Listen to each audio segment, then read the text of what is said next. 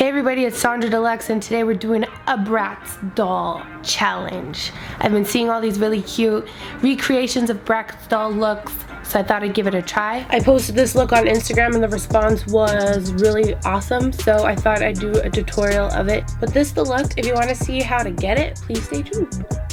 So we'll be starting barefaced for this one, and I'm going to go into my Bobbi Brown Illuminating Moisture Balm, and I'm just going to smooth that on all over for a nice little glow and get the circulation going in my mother loving skin. I had to do a voiceover. Well, I planned to, but my audio broke, so that's why I only have a little bit of an intro. But anyways, next I'm going to take the Bobbi Brown Moisturizing Skin Base. It's very nice because it keeps my skin very hydrated and is a really nice base for my makeups. It's also nice just on its own, you feel me? And I'm massaging that in all over, feeling refreshed. Next, I'm gonna go into the Smashbox Studio Skin Hydrating Foundation in 4.0, and of course blend that all over with my fingers as well, which I painted my nails for once. Oh my gosh, come through, girly girl. Anyways, just massaging that in all over, and I'm not going super full coverage or putting too much on because I'm going to do the most with some concealer, and I've been trying to use less coverage for my foundation lately because my skin's so dry. Next, I'm going to take the Fenty Beauty Pro Filter Concealer. This is in 370. This is a little closer to my skin tone because I am not doing the whole bronzer contour thing as much, so I didn't want there to be such a light contrast, so I took it down a notch in the brightness of my concealer. I will be brightening up again under my eyes later on, but right now this is going to do the little trick. Then I'm going to take my beauty blender that's damp and blump it in, tap it in all over. I really like this concealer because it still kind of looks radiant but gives really nice coverage. It's popping, and I'll just massage that on all over, making sure to get my eyelids too because they're a little bit more bluey and my veins show a little bit more on my lids. With my dip down FLUIDLINE and a MAC 263 brush, I'm just going to smooth some on the back of my hand so I get a nice fine tip. In the picture, the Bratz doll I chose has kind of like little swipes on her eyebrows, so I'm trying to keep mine swipey. I mean, real talk, I do that always. That was one of the deciding factors on which one to do, and also because I had the week. But anyways, I'm just doing lines straight up from where my hair starts to grow, making it a little bit more full, and I'm carrying those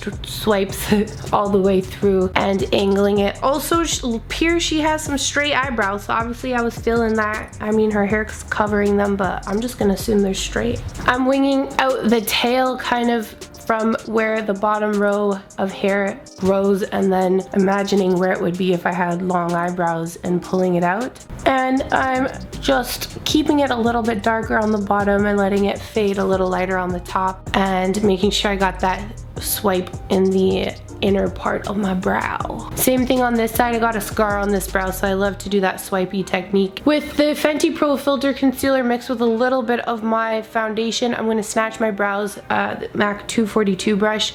Again, we'll be using this quite a bit, and I like to mix it with foundation just because it makes it a little less bright, and then pushing it right up against my brows. I'm going more sculpted for this look, and if you lose your little swipes, you can always do a little line of concealer in between the brow strokes just so it's extra defined. And I'm going to do a little bit on the top too so that they're nice and straight and pulled up nice and high. And we'll just give it a nice little blend out too. Same thing on the other side. Next with my MAC Dark Deep Next to Nothing powder, we'll keep onto this. I usually contour my nose with this, but whenever I do eyeshadow looks, I like to just buff a little bit in my crease because I don't typically wear primer. It just kind of absorbs any oil in the crease of my eye when things kind of crease or separate, so I like to buff a little bit in there. Just because eyeshadow's pretty pigmented nowadays, so it's nice to use something that'll help it blend into your skin a little bit better. Using the tartlet palette, I'm going to go into this gray brown kind of color, and I'm going to start shaping that in my eye. I always like to do it in layers and do a light coat first so that it absorbs all the oils and things like that.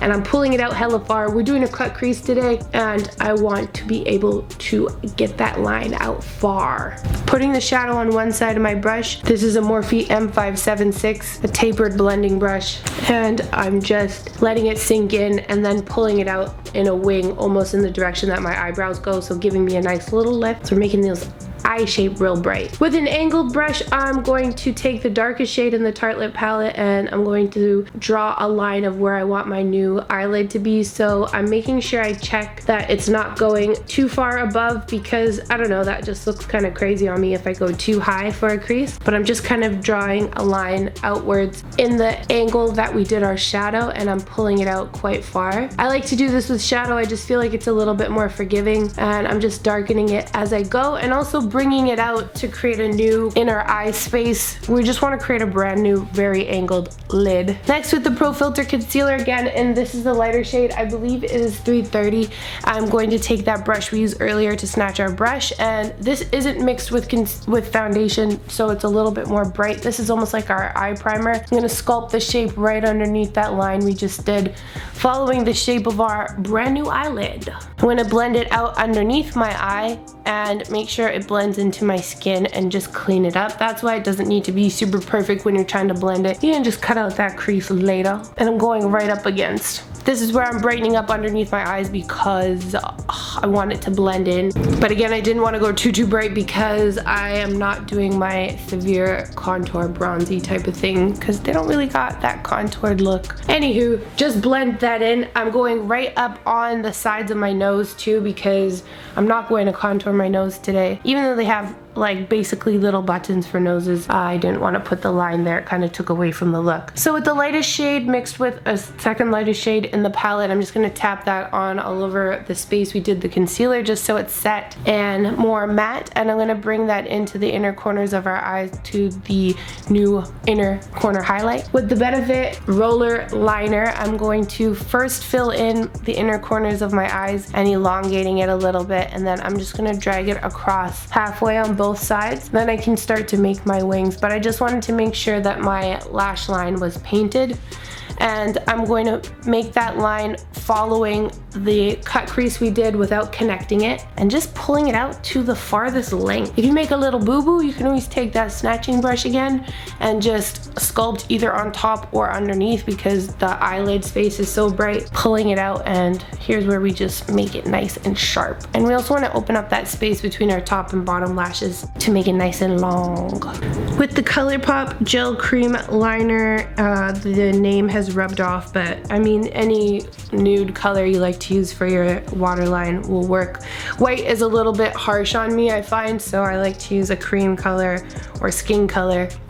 Next, with the Pat McGrath Skin Fetish Trio, I'm going to kind of mix all three of them together and kind of customize which ones. It's kind of like a pink, a yellow gold, and a bronze, and highlight the highest points of my face. Then I'm going to take the Fenty Pro Instant Retouch Setting Powder, and I'm going to blot a tiny bit under my eyes using the Beauty Blender finger pocket. I'll have to write the name. I'm doing that before I finish my eyes, just because I'm going to do some work underneath, and because I kind of have wrinkles under my eyes, it helps the eyeshadow go on a little bit better instead of going into the wet concealer and my creases under my eyes. Next, back in with the MAC Dark Deep Next to Nothing powder. I'm going to use Dark Deep. It's a little less intense than my normal bronzer. They have more rounded faces, so I definitely wanted to sculpt a little bit and bronze, because I, you know, can't live without my little bronzer. Same angle brush as before. It's from Morphe Set. I'm going to go right underneath on my lash line and wing it out to kind of fill in our lower part of our new tear duct area that we've created, which is going to open up our eyes.